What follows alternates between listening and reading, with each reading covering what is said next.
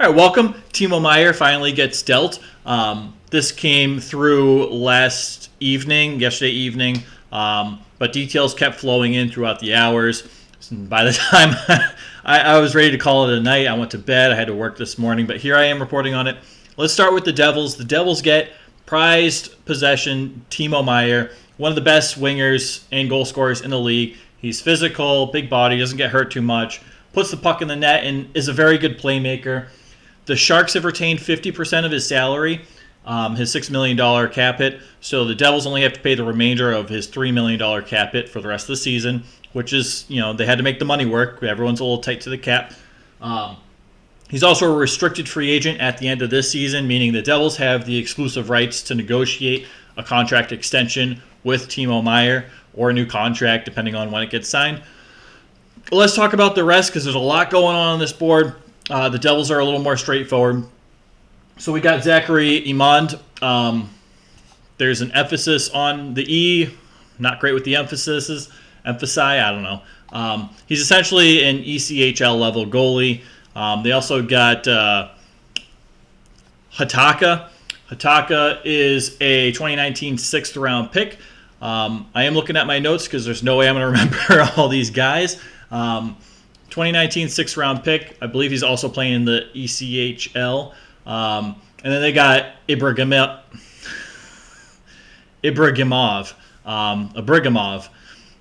I don't know.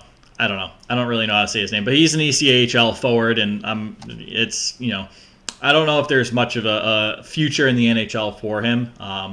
We'll see. You never really know. He's still kind of young, but I don't know. Not going to spend too much time worrying about that. But they get a fifth rounder for next season's draft, not this draft, but next season's. They get the Sharks fifth rounder, and they get Scott Harrington, depth defenseman at this point in his career, can provide depth defense, can play those third line minutes if you need him to, but has fluctuated between the AHL and NHL last year and this year. Sharks, though, now this is where it gets a little interesting. Sharks get Andreas Johnson. Johnson, it depends. He was 20 goal scorer with, the Maple Leafs a few years ago. Last season, he was about a half point per game. I think he had like 35 points in 70 or 71 games. This season, I think he's only played 2 games, and the remainder of this year he spent in the AHL, and he's producing pretty well in the AHL. But he was kind of traded just to make the money work so they could fit Timo Meier under the cap in New Jersey. They also get Fabian Zetterlund, 23-year-old right wing. He's currently playing in the NHL, and he has 20 points in 45 games played. Young winger, could develop into something more. Definitely has a higher ceiling than some anticipated. I like Zetterlund a lot. I think he's fun to watch. I think he still has a lot to learn and grow, which is encouraging because that means he's, he hasn't hit a ceiling yet. So there's still more to come with him. And they also get Nikita Ohachuk. That's how you say it. I had to look it up. Still working on it. He's essentially a 2019 second round pick, currently playing in the AHL. Not doing too badly, but nonetheless, a decent prospect at that. Next up, I know how to say this guy's name, Makamadulan Shakir. Prized first round prospect of 2020 for the New Jersey Devils. He's currently playing in the KHL and looking very good. He's a kid playing amongst men, and just under a half point per game, which is kind of remarkable for such a young kid. He's playing really well. Should produce into a quality NHL player should he come over to the NHL from Russia, which is anticipated he'll do. But nonetheless, he seems like he's developing very well. Could be a force to reckon with in the near future for the San Jose Sharks. Now the picks.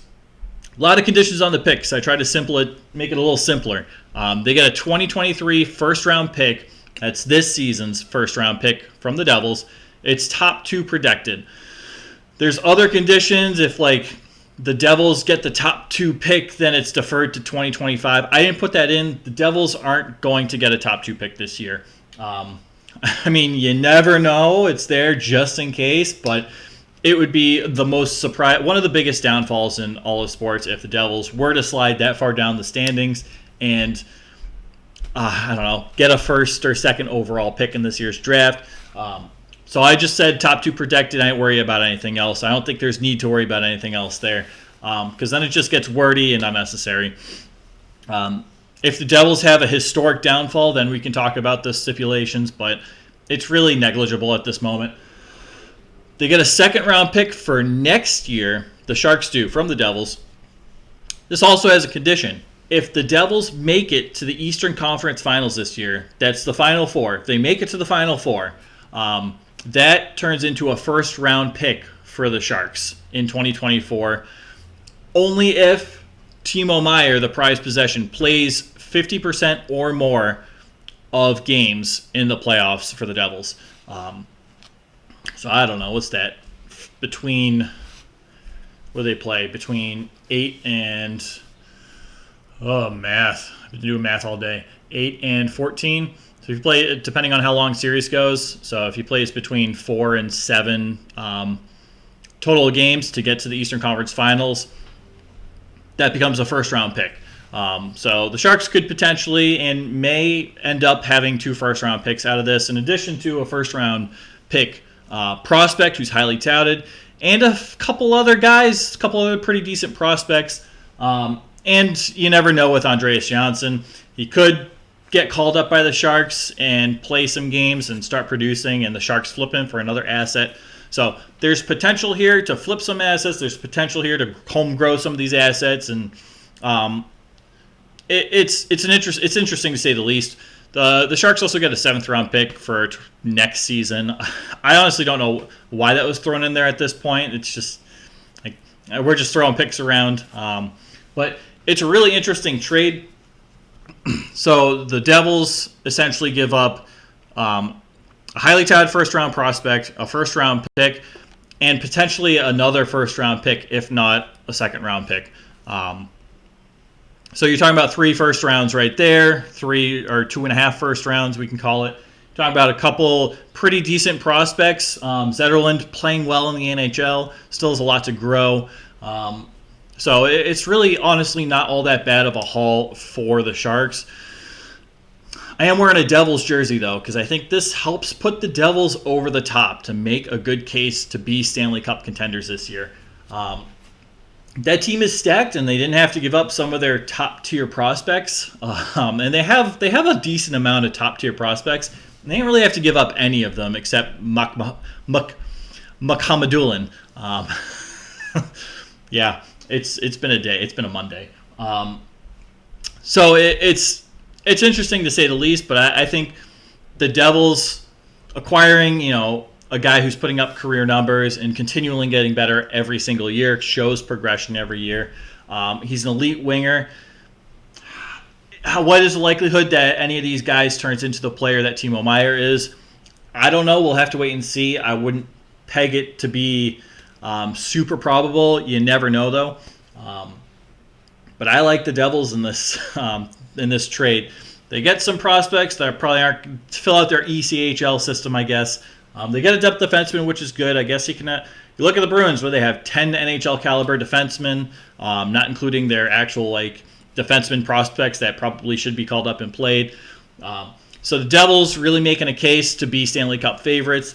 I think right now I got the Bruins hat on. I think it's between the Bruins, Devils, and the Rangers for the top 3 teams. I throw Carolina in there, but their playoff performance from last year worries me quite a bit. Carolina definitely, though, an elite team. So at least you got 4 elite level teams going for the Cup this year. 3 in the same division, excluding Boston. The other 3 are in the same division.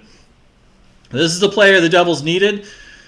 Hopefully the chemistry works out. Hopefully it works out for both teams. Right now, I got to stick with the Devils. I think the Devils won this trade. The Sharks get what they want and what they're looking for, which is good. Good general manager work by Greer. I think he did a nice job in this trade. Sharks fans are probably a little underwhelmed with the haul they received, but it's just names and picks, right? None of these players have really developed into superstar or top 6 NHL players at this point, or top 4 defensemen. I don't think there are any defensemen that the Sharks acquired yet. But you got potential for a few guys. At least Makamadulin and Zetterland. Ohachuk maybe not develop into an NHL level player. You got potentially 2 first-round picks. So there's a lot of potential for growth and hopefully finding a diamond in the rough there. But overall, big trade. We're waiting on it. Who do you think won? Drop it down. Let me know. It's just there's a lot going on, and I really want to kind of let it sink in and look at the players and I don't know some of the names, man. Some of these names are tough, but we're learning. We're doing. Let me know what you guys think. I appreciate you for watching, and I'll see you soon.